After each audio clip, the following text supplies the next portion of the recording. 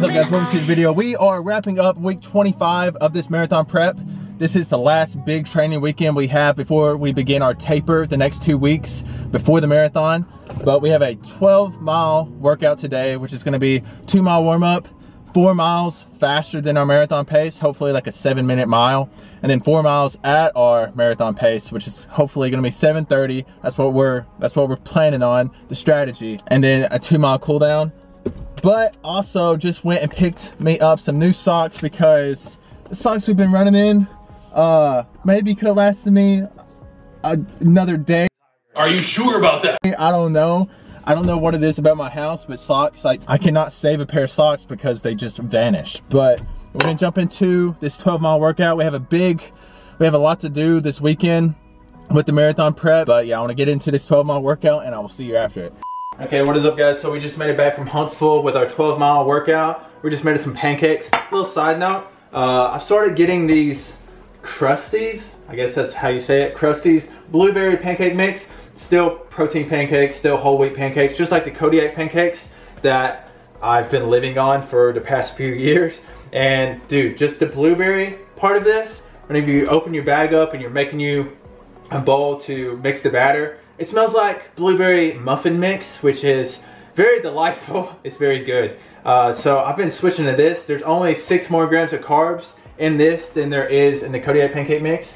So I'm probably gonna be switching it up for a while and getting these. So try these. I got these at Walmart. I'm sure you'll find it at Target or Walmart or whatever. Wherever you shop at, I'm sure you can find it, but dude, these are definitely worth a try. But let's get into the 12-mile workout. But the first couple miles were warm-ups.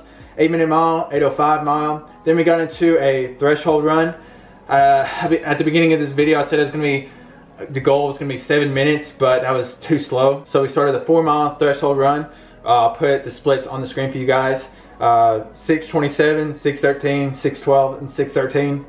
I'm really shocked at the progress we've made. Like, we are, there's no doubt about it, we have gotten faster. Our aerobic base has gotten better. We are able to hold these faster paces for longer. It's incredible. All the hard work is paying off and I love it. And our goals are gonna change because of that, but I'll get into that in a second. The next 4 miles we're at race pace, which is, the goal is 7:30 minutes per mile, 7:33, 7:34, 7:38, 7:24.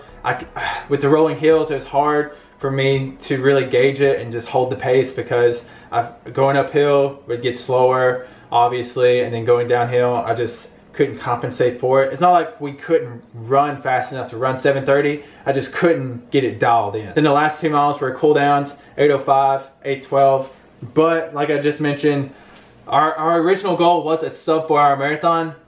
Put that in perspective, to do that we would have to run the entire marathon with an average pace of like 9 minutes. I think 9 minutes and 10 seconds is a 4-hour marathon, and then anything below 9 minutes 10 seconds would be sub 4 hours. So what is our next goal? Because I think we can do that very comfortably, and I don't want to leave gas in the tank on race day. Like, I want to empty the tank. I really want to push ourselves regardless if we hit our goal or not. But we're definitely going to do sub 4 hours, but I think we can raise the bar and go after something faster. I think we can really push ourselves and try to run a 3:15 or sub 3:15 marathon. And to do that, we would have to hold an average pace of 7:27 minutes per mile to do that. And I think we can do that. Like I said in the last video, dude, I think we've had a breakthrough in our running and our running form. I am just mind blown at the progress we've made. So I'm gonna get these pancakes ate. I've already cooked them and all that, and we're gonna jump into a gym session after this. So I'll see you then. What is up guys? So we just made it to the gym. We're gonna jump into a pull workout, meaning we're gonna be working our back and our biceps. And one thing that is very important during every workout is focusing on the mind-muscle connection. And I know the mind-muscle connection can sound kind of wonky, but if you're trying to progress and grow, it's very important. And what is the mind-muscle connection? Basically, we're focusing on the muscle that we are working. We're trying to get the best contraction as we can. We're not thinking about our ex-girlfriend. We're not thinking of if Alabama's gonna win another national championship. No, we're focusing on the movement at hand, trying to get the best contraction out of every movement. For example, lat pull downs. As we're pulling the bar down, we're gonna be focusing on our lats, on squeezing our lats, getting the best contraction out of our lats, and other cues during the movement. For most pulling movements, we're going to be focusing on using our hands as hooks and not squeezing the life out of the bar. So basically just making a hook with our hands and just pulling the bar like that. Cue number 2 is going to be pulling with our elbow. A lot of people like to do back exercises like pulling. They're basically doing like a modified bicep curl. They're just pulling with their bicep. We're really going to focus on pulling with our elbows, making sure we're getting the contraction in our back, using the muscles that we're actually trying to hit to pull the weight.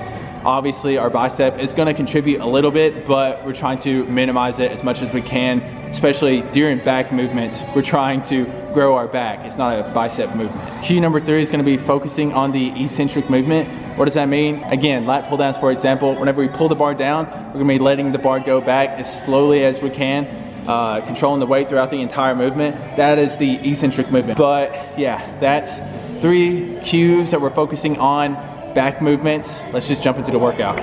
Rolling with it. I'm not mad. Rolling with it. It's all cool. Rolling with it. I know you don't fuck with the shit I do, but I still love you. Rolling with it. Rolling with it. Rolling. And during our bicep movements, similar to our back movements, we're going to be focusing on the mind muscle connection, trying to get the best contraction out of our biceps that we can, along with a few cues. Cue number 1 is going to be supinating our pinky. See right here, whenever we curl the bar, instead of our pinky just coming up, we're going to try to twist it up and out. See the contraction in my bicep whenever I just supinate my pinky out? You're going to get more of a contraction if you supinate your pinky.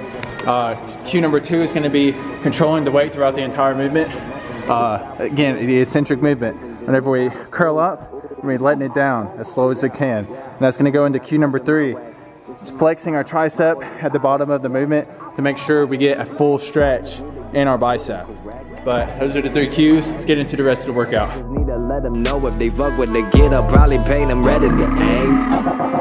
I'm not mad. It's all cool. I know you don't fuck with the shit I do, but I still love you. But I still love you. Rolling with it.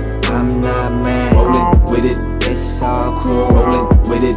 I know you don't fuck with the shit I do, but I still love you. Rolling with it. Rolling with it. Rolling. They think they know what I'm worth. It's such a shame. They think they could put a price on my name. I guess I'll tell them again. I am the chosen one. All I got in this life I live is one shot like the golden gun. Won't stop till I'm old and one. Yeah. Okay guys, so it's the next day. It is 5 a.m. You're gonna hear the roosters going crazy in the background. But this morning we're gonna try to simulate race day to the best of our ability. More specifically, like the breakfast we're gonna have on race day morning. Right here we have a box of Eggo waffles. I looked at the protein option for these, and the protein option was only 80 grams of carbs for the entire box, but we want more carbs on the morning of the race. So this has 140 grams of carbs for the entire box, so we're gonna eat this entire box, and also throw in a couple of Dave's Killer Bread cinnamon raisin bagels.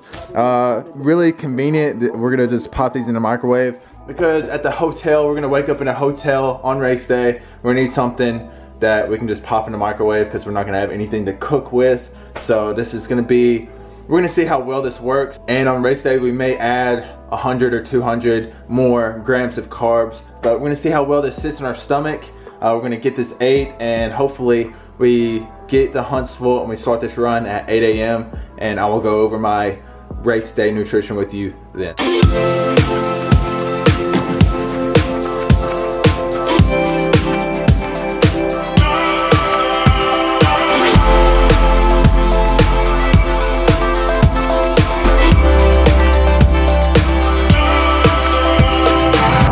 Okay, so we just made it to the gym. We're about to get into our distance run of the week. Pretty much the last distance run of this entire prep. But it's gonna be a little bit different. Usually we have a set distance that we're going towards. Today we're gonna be running for 3.5 hours at 60 to 90 seconds slower than our marathon race pace. Our marathon race pace is 7:30, so today we're gonna be running each mile at 8:30 to 9 minutes per mile. Really just trying to introduce our body to running for 3.5 hours, because usually our longest distance run is usually 20 miles, which that only takes us 2.5 to 2 hours and 40 minutes to do. And we really don't want on race day for race day to be the first time we've ever ran for 3.5 hours. And I think introducing our body today to running for 3.5 hours is gonna help us less likely to hit a wall on race day. We definitely do not want to hit the wall on race day, but that is the plan. I will see you halfway during the run.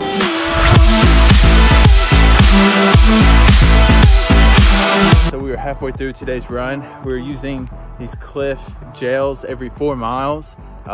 Really nothing really to say. It's a very comfortable run, but I'll see you after we get done with it. Okay guys, so we just finished the 3.5 hour run. We ran 23.5 miles.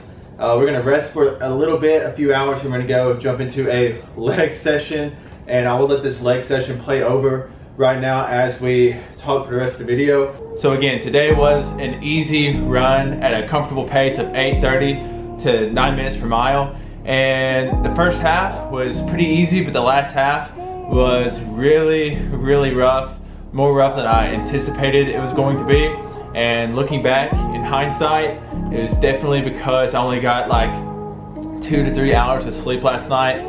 And that is not good. Sleep recovery is very important. It's just as important as training and your diet, especially because yesterday we had that 12-mile workout, so our body was very taxed from that, and we did not get ourselves enough time to recover. So I got too caught up in trying to simulate race day, waking up at 5 a.m., getting my breakfast in and all that to get the run started by 8 a.m. that I didn't think about getting enough sleep, which on race day we will be getting at least 8 hours of sleep the night before race day, so don't gotta worry about that. But that's one thing I really enjoy about this endurance stuff, is pushing our limits and just learning how to dig.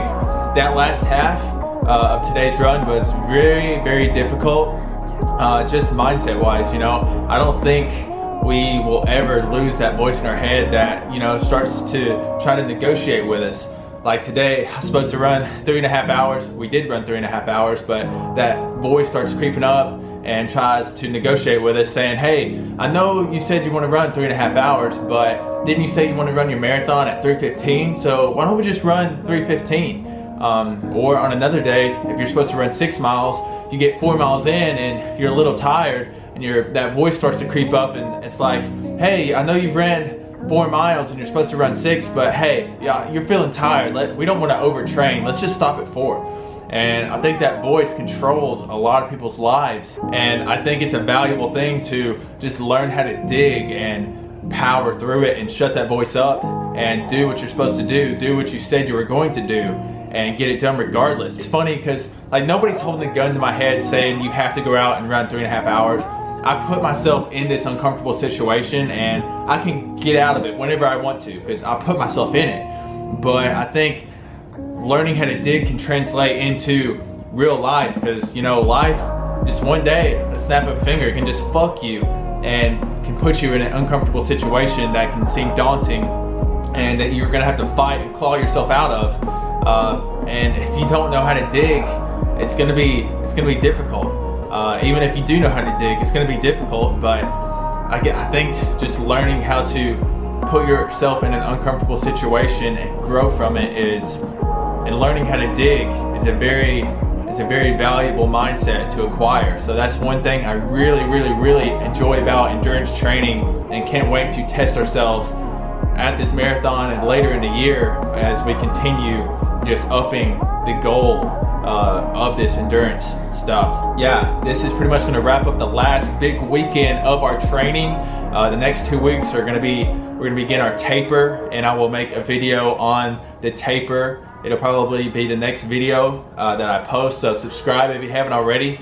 But yeah, I'm excited to see what we do on race day in a couple weeks, but the only way to know how we do on race day is if you subscribe, so you can see that video whenever we post it. But hey, that's gonna wrap it up for this one. I'll see you in the next one.